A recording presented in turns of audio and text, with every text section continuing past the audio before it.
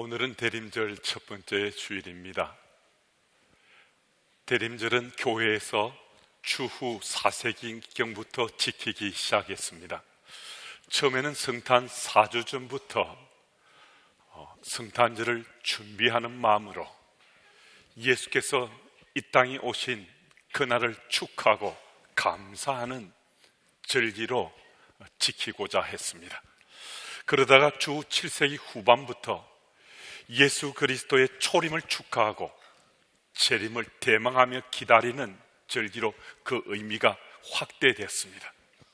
그래서 이때부터 대림절은 성탄절을 준비하는 절기요, 다시 오실 그리스도를 기다리는 절기가 되었습니다. 대림절이라는 말은 영어로는 애드번트라고 합니다. 이 말은 돌의 출현이라는 뜻입니다. 원래 옛 로마 황제가 즉위하고 난 다음에 그 나라의 주요 도시를 초도 순시를 했는데 그때 사용되던 의전적 용어였습니다. 즉 황제의 방문을 그분의 방문 His Advent라고 했습니다. 그런데 초대교회 교우들은 진정한 황제, 유일한 주님은 예수님밖에 없다고 생각해서 예수께서 이 땅에 오신 예수님 탄생을 그분의 방문 His Advent라고 부르기 시작했습니다. 그 이후 예수께서 이 땅에 탄생하신 그 절기를 대림절 Advent라고 부르게 되었습니다. 오늘부터 이 대림절이 시작됩니다. 그래서 교회는 성탄 장식을 하고 또 대림절 분위기가 이제 교회 곳곳에서 넘치게 될 텐데요. 그런데 이 성탄절은 교회만 분위기를 느끼고 또 나누는 것 아닙니다. 세상도 이제 곳곳에서 성탄 추리가 등장하고 백화점이나 호텔이나 상가 등 곳곳에 성탄 장식이 수를 놓게 될 것입니다. 연말연시 들뜬 마음과 어우러져 자칫 대림절이 거칠이나 분위기에 휩쓸릴 수도 있습니다. 2019년에 맞는 이 대림절 절기에 믿는 나는 이 대림절 절기를 어떻게 맞을 것인가, 어떻게 준비할 것인가, 우리에게 이 대림절 절기 특별한 찬스가 되면 좋겠습니다. 예수님을, 나의 그리스도를 다시 한 번 더 뜨겁게 체험하고 자기 고백하고 내 믿음의 삶의 방향이 새롭게 길을 찾게 되는 그런 기회가 되면 참 좋겠습니다. 그러면 어떻게 하면 이 대림절 절기를 준비하면서 성탄을 맞고 또 오실 그분을 대망하며 기다리게 될 것인가? 26절 이하의 말씀을 보면 천사 가브리엘이 하나님의 보내심을 받아서 요셉과 정혼한 처녀 마리아를 찾아가서 이렇게 말합니다. 네가 잉태하여 아들을 낳으리니 그 이름을 예수라 하라. 무슨 얘기입니까? 아직 남자를 알지 못하는 처녀인 마리아를 찾아가서 네가 임신하고 아들을 낳게 될 것이다 라고 말한 겁니다. 마리아 입장에서 보면 이런 터무니없고 어처구니 없는 일이 어디 있겠습니까?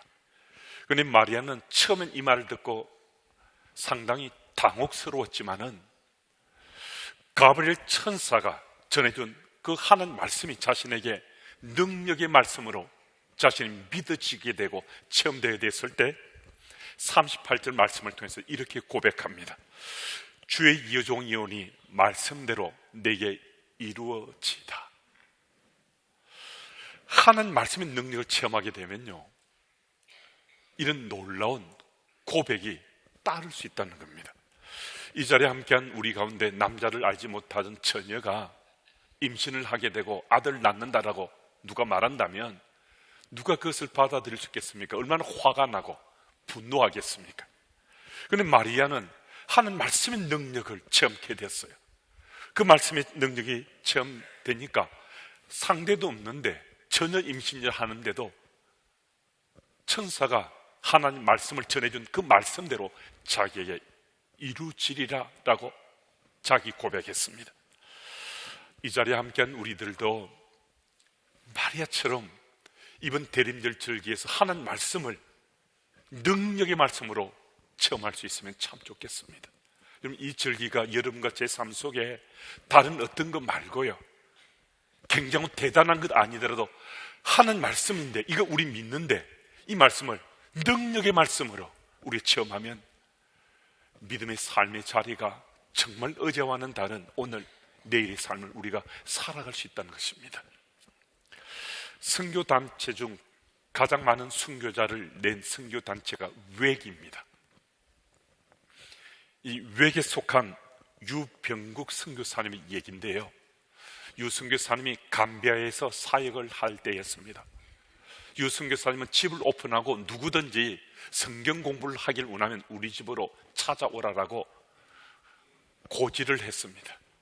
그래서 사람들이 때때로 찾아와서 유 선교사님과 선교사님 집에서 성경 공부를 하곤 했습니다. 그런데 어느 날 무슬림 교사가 선교사님을 찾아왔어요. 성경 공부를 하겠대요. 그런데 이 무슬림 교사의 속셈은 싸워보겠다는 거예요. 무슬림과 기독교 한번 싸워보겠다고 찾아왔는데, 유교 선교사님이 이 무슬림 교사와 싸우게 되면 전도도 되지 않을 뿐더러 낭패가 될 수 있다 생각 들어서 고민하다가 사형리를 가르치기로 작정했습니다. 그래서 말했습니다. 당신은 학생이고 나는 선생인데 내가 질문하는 것, 그 질문할 그 타이밍 속에만 내가 물을 텐데 그때 말고는 내게 질문하지 말라고. 그래서 하루에 한 토픽씩 주제로 계속 매일매일 공부를 했는데요, 질문할 기회를 안 준 겁니다. 그런데 이 무슬림 교사가 안절부절하는 거예요. 묻고 싶은데 언제 질문하면 되냐고. 언제 질문을 계속해서 자꾸 반복해 말하는데도 질문할 기회를 안 주고 드디어 나흘째 마지막 날이 됐습니다. 그래서 질문할 기회를 주지 않고 마치고자 기도를 하려는데 이 무슬림 교사가 간청하듯이 이렇게 말합니다. 오늘은 내가 기도하면 어떻겠느냐고. 무슬림 교사의 그 요청을 듣고 선교사님이 잠시 당혹스러워했는데 그래도 기도하라고, 뭐 마지막이니까 이때 뭐 특별히 딴 말 하겠나 해서 기도하라 했는데요, 정말 놀라운 일이 일어난 겁니다. 그 무슬림 교사가 이렇게 기도했습니다. 하나님, 저 죄인입니다. 하나님, 저의 죄를 깨끗하게 씻어 주셔서 감사합니다. 눈물 펑펑 쏟으면서 그 기도말을 더 잊지 못할 정도로 눈물을 쏟는 거예요. 그 순간 유 선교사님이 선포했습니다. 당신은 이제 하나님의 자녀가 되었습니다. 여러분, 딱 나흘 공부했어요. 사형리를 하루하루씩 주제별로 4일 동안 공부했어요. 그런데 이 무슬림 교사에게 하나님 능력의 말씀을 체험되니까요, 싸우려고 전투적으로 달려들었던 무슬림 교사가 예수님이 그리스도라고,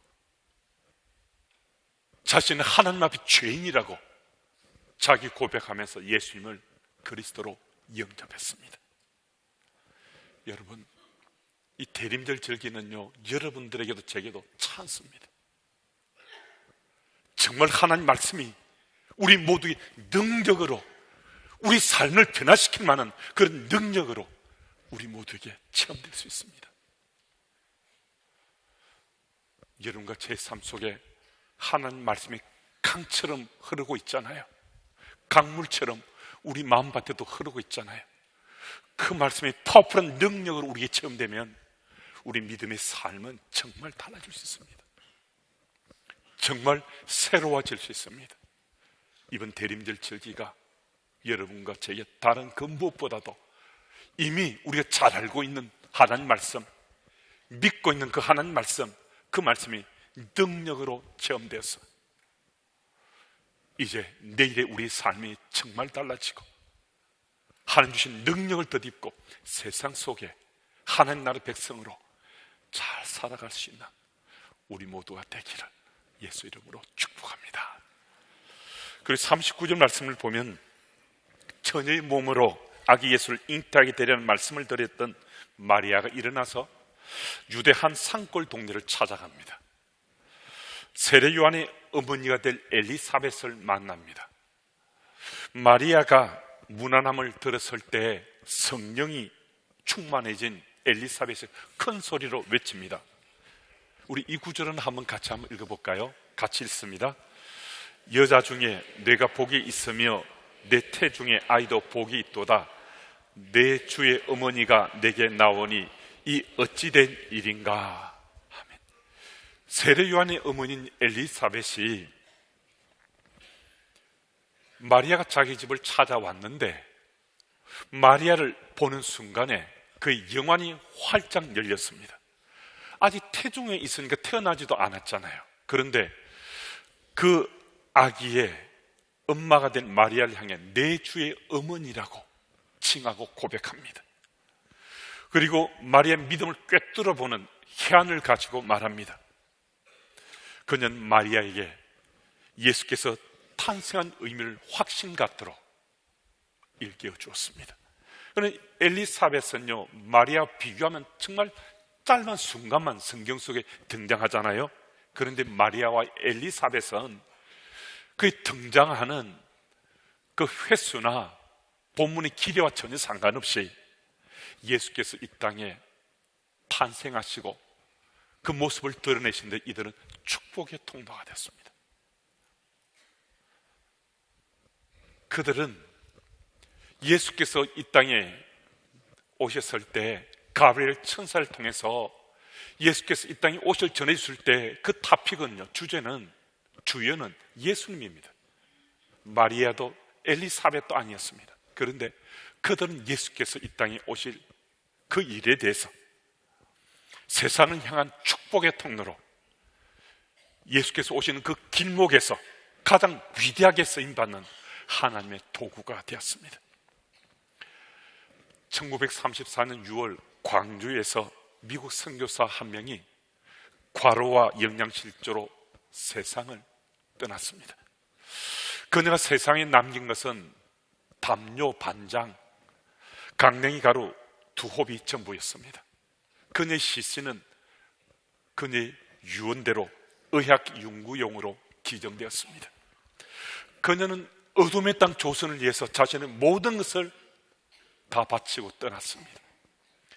그녀는 가난과 질병으로 얼룩진 조선 땅을 섬기며 22년을 보냈습니다. 그녀는 보리밥에 된장국을 먹고 고무신을 신었습니다. 그는 조선인의 친구로 산 것이 아니라 조선인으로 살았습니다. 하늘의 벌을 받았다고 해서 조선인들조차도 전혀 돌보지 않고 관심조차 주지 않았던 나병 환자들을 돌보고 아낌없이 그들을 사랑했습니다. 아프다고 병들어 죽어가는 그들을 정성껏 치료하고 그리스도의 사랑으로 그들을 품에 안아주었습니다. 그렇게 한평생 조선을 위해서 헌신했습니다. 그녀가 바로 독일계 미국인 선교사인 엘리자베스 세핑입니다. 그녀의 한국 이름은 서서평 선교사입니다. 그는 1912년 32살의 처녀의 몸으로 미국 남장로교회 간호선교사로 파송되어서 조선 땅을 밟았습니다. 온 땅이 가난과 질병으로 얼룩져 있었습니다. 병든 자를 치료하고 만나는 사람들의 이름을 지어주는데 여성을 500명을 만나면 이름을 가진 자는 10명도 채 안 됐습니다. 그래서 그녀는 학교를 세우고 여성들을 가르치고 또 과부들이 자립할 수 있도록 그들을 길을 열어 도와주었습니다. 나병 환자들의 권익을 위해서 일했고 나병 환자를 포함해서 14명을 양자와 양녀로 입양했습니다. 그래서 그녀는 나병인들의 어머니로 불려졌습니다. 일본 총독부가 나병 환자가 출생을 못하도록 정관수술 정책을 발표했을 때 나병 환자를 이끌고 총독부 앞에서 데모를 하게 됐습니다. 그래서 결국 오늘 나병 환자 요양소인 소록도가 생기게 되었는데 바로 이 사건이 그 초석이 되었습니다. 그녀가 세상을 떠났을 때 최초로 광주 시민 사회장으로 10일 동안 장례를 치루었습니다. 당시 기록에 의하면 수천 명의 광주 시민들이 달려나가서 어머니라고 부르며 오열했다고 합니다. 서서평 선교사 기념사업회 회장 홍정일 목사님은 이렇게 그녀의 삶을 조명했습니다. 서서평 선교사의 삶, 그것이 바로 기독교입니다. 기독교의 원본입니다. 오늘 세상은 기독교의 원본을 잃어버렸습니다. 오늘 기독교가 이 원본을 회복하지 않으면 기독교는 망하게 되는데, 하나님께서 서서평 선교사를 통해서 우리에게 기독교의 원본을 일깨워 주심이 얼마나 감사한지요. 그녀는 조선이 가장 어두울 때 조선을 찾아서 삶을 바치고 이 땅의 어둠을 밝히는 촛불이요 축복의 통로가 됐습니다. 여러분, 서서평 선교사의 삶이 기독교의 원본이라고 말합니다. 여러분, 서서평 선교사의 삶이 기독교의 원본이라면 그 원본 우리 삶에도, 그 원본 우리에게도 기독교의 삶, 기독교인의 삶이 되어야 되지 않겠습니까? 오늘 여러분과 저는 기독교인으로, 그리스도인으로 어떤 삶을 살고 있습니까? 서서평 선교사의 그 삶이 기독교의 원본이라면 나는 그 원본의 어느 부분이 겹쳐지고 그 원본에 어떻게 가까이 내가 삶을 살고 있습니까?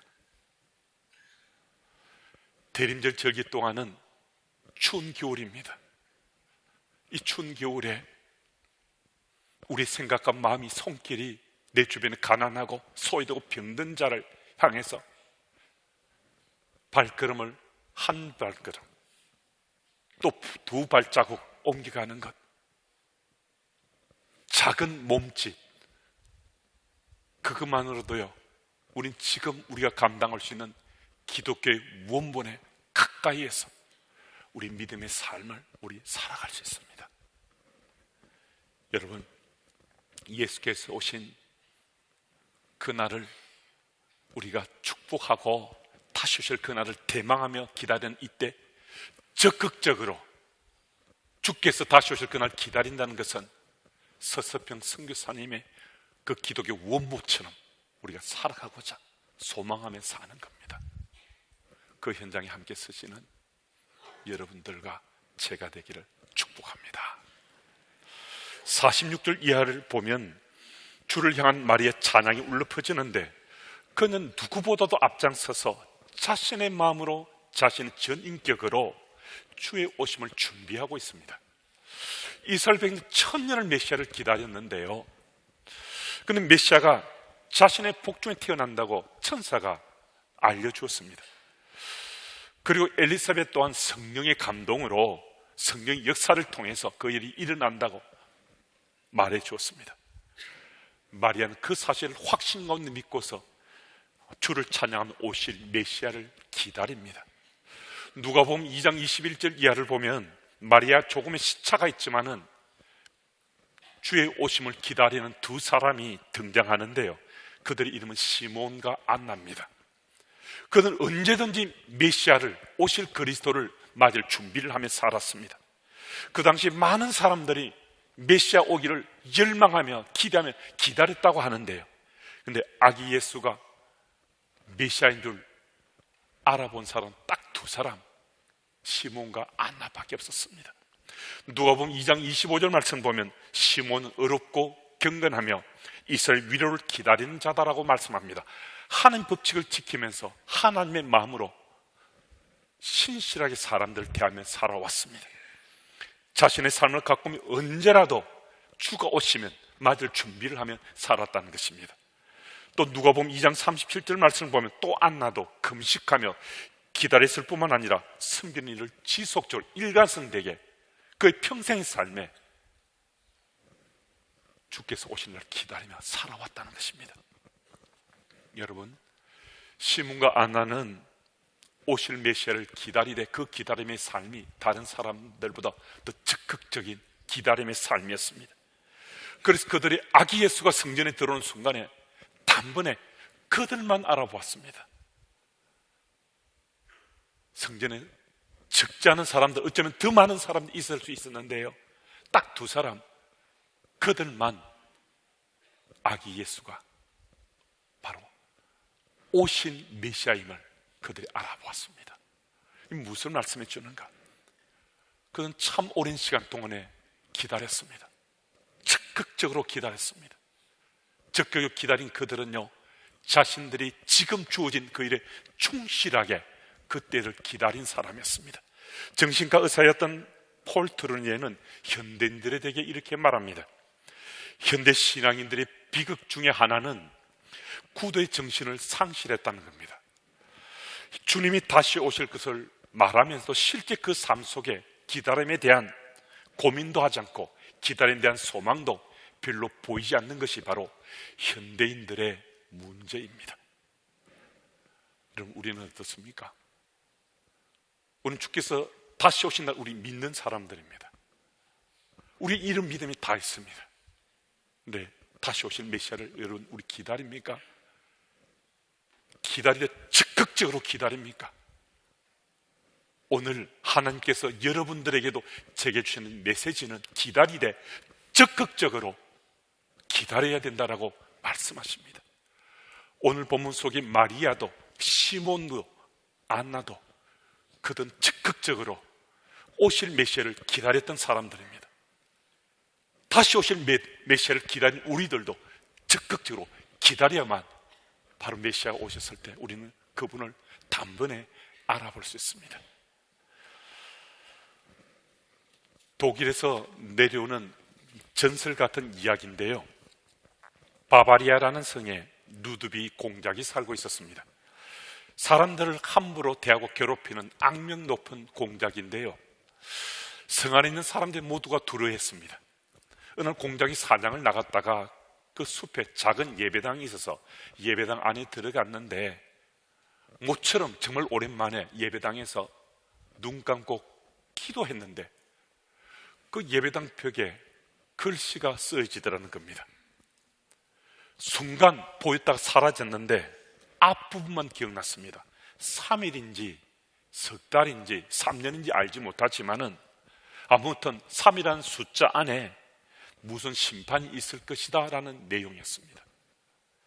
이제껏 죄를 많이 지었던 공작은 자신도 자기가 악하게 행동한다는 걸 알고 있었습니다. 그래서 3일 내에 내가 하나님 앞에 서게 되는가 보다. 그래서 3일 동안 자기 평생에 제일 아내에게 잘해줬습니다. 그리고 신하들에게도 정말 자신이 할 수 있는 걸 다 했습니다. 그래서 3일 만에 이제 죽을 거라 생각했는데 안 죽었어요. 그래서 생각해서 틀림없이 석 달이구나. 그래서 석 달 동안 아내에게 자신의 베스트를 다해서 서비스를 하고 할 수 있는 것으로 자신의 사랑을 표했습니다. 신하들에게도 백성들에게도 석 달 동안 정말 최고의 공작으로 다스리는 것도 헌신적으로 지극한 사랑으로 다스렸습니다. 그런데 석 달이 지났는데 안 죽었어요. 이제는 확신했죠. 3년이다. 3년. 이제는 3자로는 이제 3년밖에 안 남았잖아요. 그래서 3년을 생각하고 3년 동안 정말 아내를 사랑하고 신하들 백성들에게 다스리되 지극정성으로 정말 그 성을 위해서 최선을 다해서 다스려 갔는데 갑작스럽게 어느 날 나팔 소리가 들렸습니다.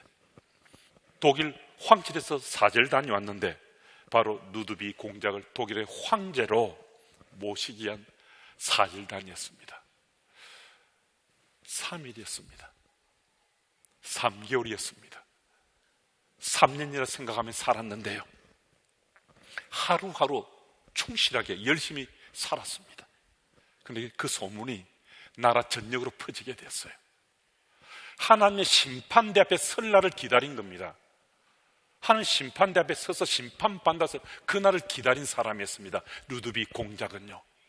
그런데 그 소문이 독일 전역에 퍼져서 그가 황제로 추대를 받았습니다. 오실 메시아를 기다리는 우리 기다림이 적극적인 기다림이 된다면 우리 삶에 어떤 변화가 일어나겠습니까? 3일 만에,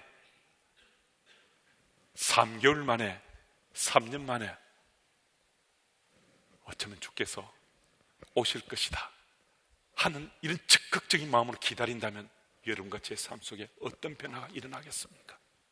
여러분, 한번 우리 삶을 이 시간 속에 한번 걸어볼 만하지 않습니까? 내 삶이 어떻게 달라지는지, 내 믿음의 삶이 어떻게 바뀌게 되는지, 내 믿음의 삶이 어떻게 새로워지는지 하는 심판대 앞에 설 것 두려워하면서 그 기간을 기다림으로 그의 삶이 완전히 갈아엎어져서 독일의 황제가 되었는데, 우리가 오실 메시아를 적극적인 그 마음으로 기다리며 우리가 산다면 그리스도인 우리 삶이 정말 달라지지 않겠습니까? 정말 변하고 바뀌지 않겠습니까? 여러분, 오늘 본문 말씀 속에서 우리가 주목해야 될 것은 마리아나 시몬과 안나는요, 그들이 주어진 바로 그 일에 충실하게 자기들의 몫을 감당하며 살았다는 것입니다. 여러분, 3일이든 3개월이든 3년이든 지금 우리의 주어진 일에 충실하게 우리 몫을 감당하며 살아가면요, 우리는 언제 주께서 다시 오시더라도 우리들도 시몬과 안나처럼 단번에 주의 오심을 우리는 알아볼 수 있습니다. 여러분, 오늘도 시몬과 안나가 오실 메시아를 기다렸기 때문에 더 경건하고 바르고 곱게 살았습니다. 여러분과 제가요, 기다릴 때 적극적으로 오실 메시아를 기다린다면 우리도 더 경건하게, 또 바르게 곱게 살아가지 않겠습니까? 그런 삶을 살아가면 정말 우리의 삶이, 믿음의 삶이 바뀌고 달라지게 되지 않겠습니까? 2019년에 맞는 이 대림절 절기에 우리도 마리아처럼, 시몬과 안나처럼 주께서 오실 날을 대망하며 기다리되 보다도 적극적으로 기다리며 살아감으로 이 대림절 절기에 정말 주께서 원하시는 변화된 그리스도인, 또 내가 소망하는 새로운 삶이 열려지는 그리스도인, 그 삶의 지경으로 발걸음 옮겨가시기를 예수님 이름으로 축복합니다.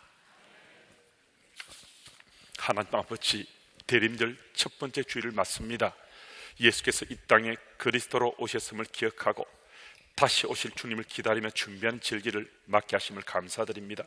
무엇보다 대림절 이 절기가 하는 말씀을 능력으로 깊이 체험하는 기회가 되게 해주시고, 축복의 통로로 우리 삶이 자리매김할 기회여, 또 다시 오실 메시아를 기다림으로 지금 현재 내게 주어진 삶에 더욱 충실할 기회가 되게 주님 도와주옵소서. 이번 대림절 절기 동안 나의 신앙의 삶을 재점검하고 하나님 기뻐하신 그리스도는 잘 준비된 성탄을 맞고 다시 오실 그리스도를 적극적으로 기다리는 우리 모두 되게 주여 인도해 주옵소서.